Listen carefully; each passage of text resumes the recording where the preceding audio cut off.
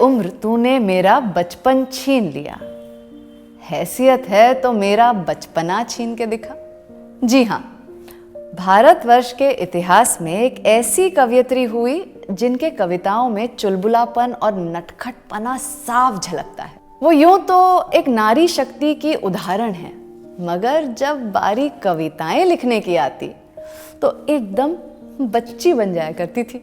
जैसे आप उनकी यही कविता देख लीजिए, कितना सरल और सुंदर लिखा है उन्होंने। भारत देश है हमारा बहुत प्यारा, सारे विश्व में है ये न्यारा।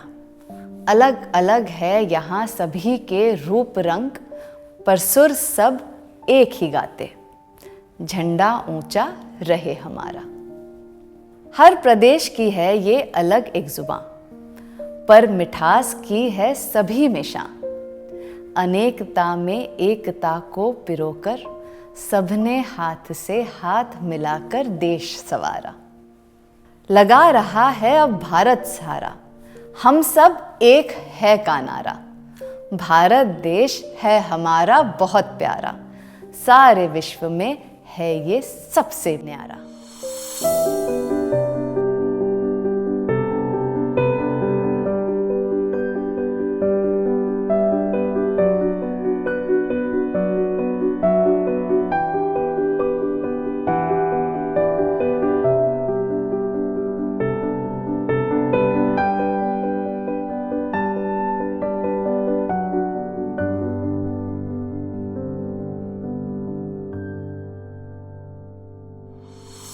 हेलो, मैं हूं आपकी अपनी कहानीकार महक मिर्जा प्रभु और आपका स्वागत करती हूं आपके पसंदीदा और brand new series an ode to the Indian poets के नए एपिसोड में, जहां हम आपको रूबरू कराते हैं भारत के मशहूर जादूगरों से।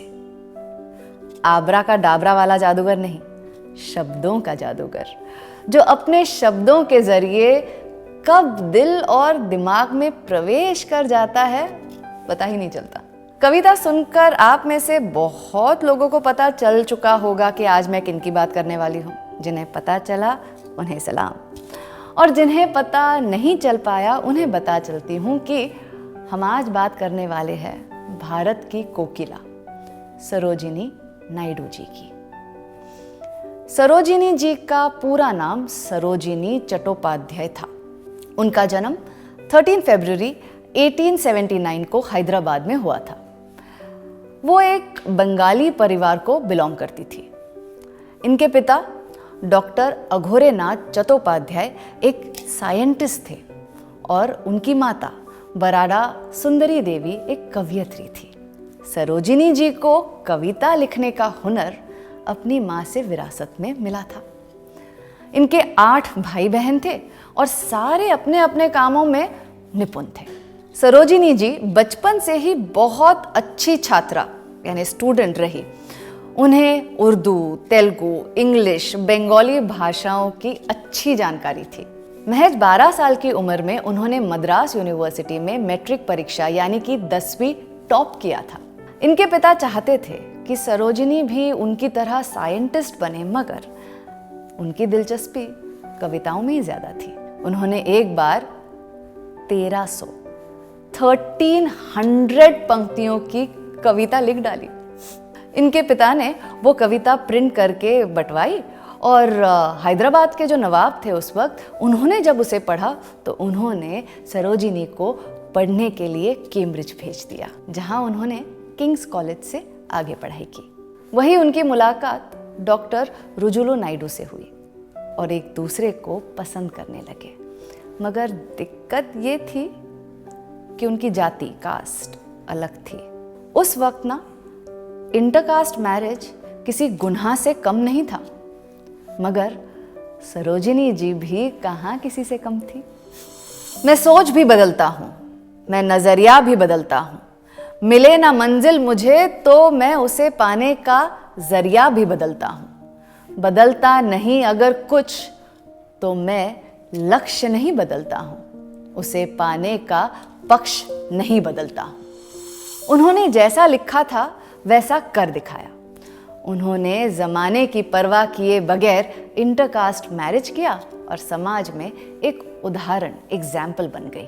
पहले कवयित्री के रूप में मशहूर थी और अब वो लोगों के लिए प्रेरणा भी बन गई। एक दिन सरोजिनी जी गोपाल कृष्ण गोखले से मिली। उन्होंने सरोजिनी जी को अपनी कविता के जरिए लोगों को स्वतंत्रता की लड़ाई के लिए प्रेरित करने को कहा। फिर उनकी मुलाकात 1916 में महात्मा गांधी जी से हो गई। गांधी जी का एक ऑरा था जिसे सरोजिनी जी बहुत प्रभावित हुई और उन्होंने लोगों को प्रोत्साहित करना शुरू कर दिया। उन्होंने महिलाओं को रसोई घर से बाहर आकर स्वतंत्रता के लिए लड़ने को प्रेरित किया। उन्होंने महात्मा गांधी जी को उनके हर निर्णय में सहयोग दिया। 1925 में सरोजिनी जी कानपुर से इंडियन नेशनल कांग्रेस की अध्यक्ष बनने के लिए खड़ी हुई और जीतकर पहली महिला अध्यक्ष बन गई और उन्होंने 1930 में नमक सत्याग्रह में मुख्य भूमिका भी निभाई। गांधी जी की गैर मौजूदगी में, एब्सेंस में, उनके सारे कारोबार सरोजिनी जी ही संभाला करती थी। सरोजिनी जी भारत की प्रथम महिला राज्यपाल बनी। उनको ऐसे तो कई अवार्ड्स मिले, जिस सूची में golden threshold, the word of times, the broken wings इत्यादि शामिल है। सरोजिनी जी की आवाज़ बहुत मीठी और सुरीली थी। जब वो अपनी कविताएं सुनाती तो उनमें एक अलग ही भाव हुआ करता था जो लोगों को बहुत प्रभावित करता था। आज़ाद भारत में उन्हें उत्तर प्रदेश का गवर्नर बनाया गया। इस तरह वो भारत की प्रथम महिला गवर्नर भी बनी। 2 मार्च 1949 को ऑफिस में काम करते हुए भारत की कोकिला हमेशा के लिए मौन हो गई। सरोजिनी नायडू जी महिलाओं की पीड़ाओं को बखूबी समझती थी।